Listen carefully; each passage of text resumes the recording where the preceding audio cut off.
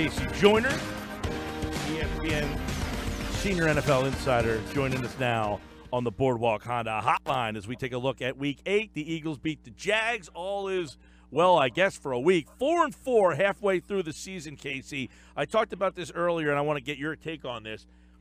At 4-4, when you watch the tape, do the Eagles look like a 4-4 team? They're inconsistent enough to look like a 4-4 team. It's just that's it. Or as Bill Parcells used to say, you are what your record says you are. So I look at them and say there are things that they do very well, but there are things that they really don't do that well. So honestly, when you look at the metrics in the tape, it does look like a 4-4 team that could easily be worse than that. Easily be worse than that. Now, yesterday, Wentz had a pretty good game. They ran the ball a little bit more, but they're still. I know Jacksonville plays a lot better defense, but the offense still. It seems that they just lack that big play option. Tomorrow's the trade deadline. You watch them play over and over. Is that what the offense is lacking? Because it's another game where they're just not putting up a lot of points.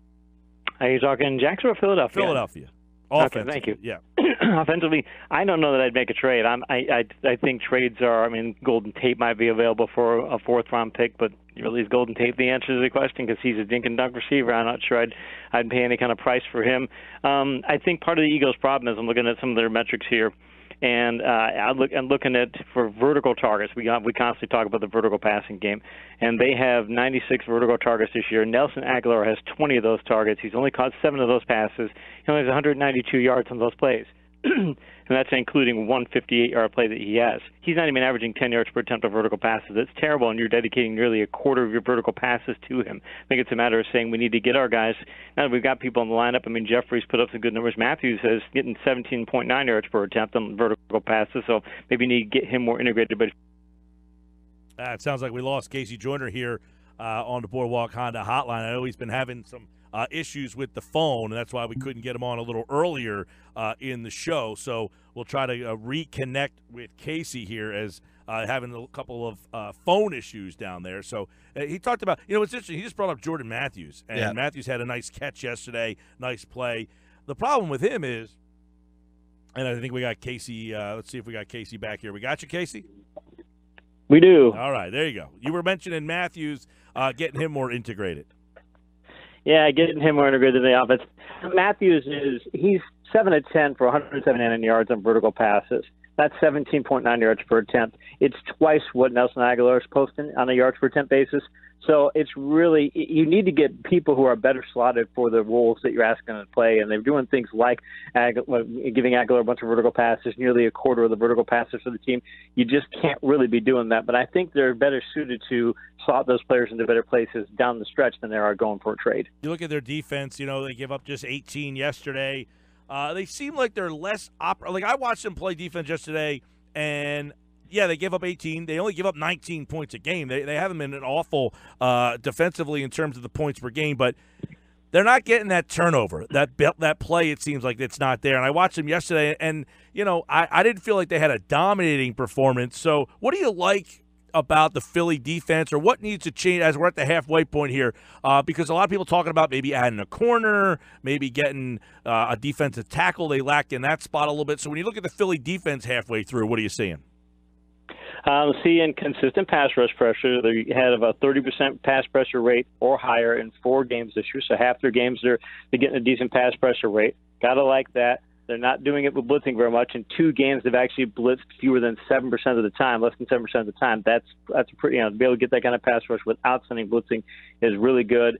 I like the yards per attempt totals. They're under 7 in most of their games. In fact, they got 3 straight games for allowing fewer than 7 yards per attempt. That's really strong. So, I mean, there's a number of things to like. What has bothered me most about the defense is that they're giving up too many big running plays because the Eagles were in the last 4 weeks. They were averaging almost 12 yards per attempt. Other teams got good blocking against them. You can't get away with that. I mean, teams won't ever have to throw the ball, and if you keep giving them that. But they got that locked down some yesterday. So it's just a matter of getting the safeties to play better and things. Again, I don't think it's a talent issue for the team. I think it's an execution issue. And they get to 4-4 halfway through the season. Bye week is here. We'll have plenty more on them. As of course, they'll see the trade deadline tomorrow, see if something happens. But let's take a look at what's happening in week number 8. KC Joyner, give us a thought on these games. Bears hold off the Jets. Trubisky, Howard has a nice game. Cohen's a nice weapon for the Bears. They seem like one of those teams that maybe they're not ready to make the playoffs, but they're certainly on the way up.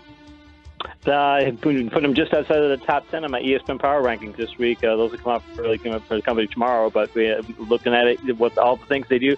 They run block well. They run defense well. They should get a better pass rush when they get back. So I think that they're a better team than what they've been showing.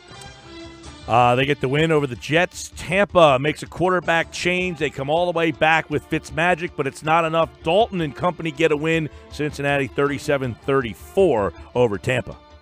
Yeah, and Winston's getting benched, which he should get benched because he's missed 3 games this season. And he's still second in the league in interceptions. Unreal. He throws way too many passes. He's bad decision rates have always been high. He takes too many risky passes. It's time to put Fitz in there and just say, let's see what he can do the rest of the year because it sure wouldn't anything with Winston. Yeah, I mean, look, I agree. I think you gave Winston his shot. He didn't take it. I mean, I'm okay going. At the beginning, I said you got to go to Winston and see what you have money invested in this guy. He was the number 1 overall pick, but I think he failed in his opportunity to grab that job. How about Seattle going on the road, beating Detroit? Seattle's interesting all of a sudden.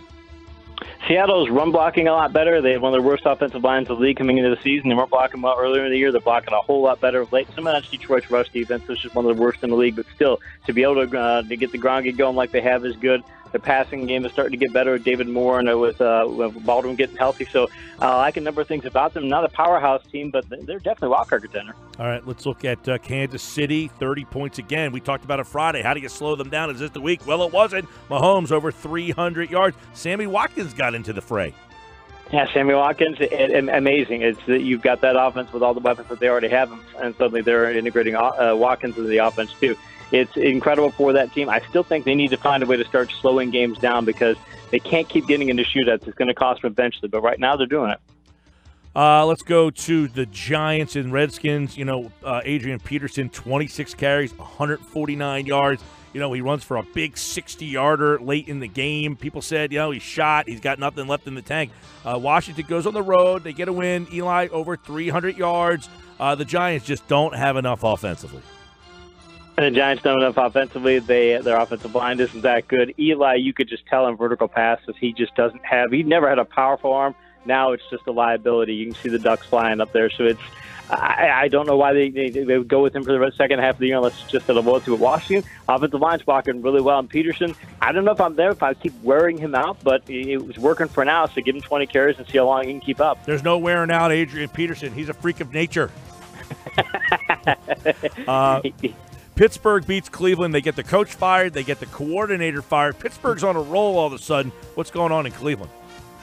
Cleveland their offensive line has been abysmal this year. Their defense is pretty good. I can understand why they make the defensive coordinator the coach, even though he's got the bounty gate background and things. I can understand from a personnel perspective why they make him the coach. But they need to they don't improve their block, and the left tackle might be the worst in the league. If they don't get that better, it's never going to get better for them this year. So I understand the change. Couple more. KC Joyner ripping through the league. Baltimore. I like Carolina. I couldn't believe a home dog.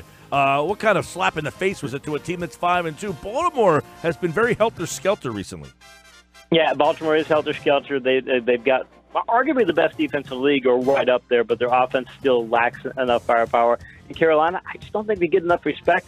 Best run blocking in the league. They've got a really good offense as a whole. They can hit the vertical passes, even though they're kind of limited in layup punches. They can still do that. And they've got a really good defense, too. I think it's a top 10 team, and they don't get that kind of credit, I think. Oakland gets bombed on its home field. Indianapolis wins 2 straight road games. They're 3-5 all of a sudden. Colts 42, Raiders 28.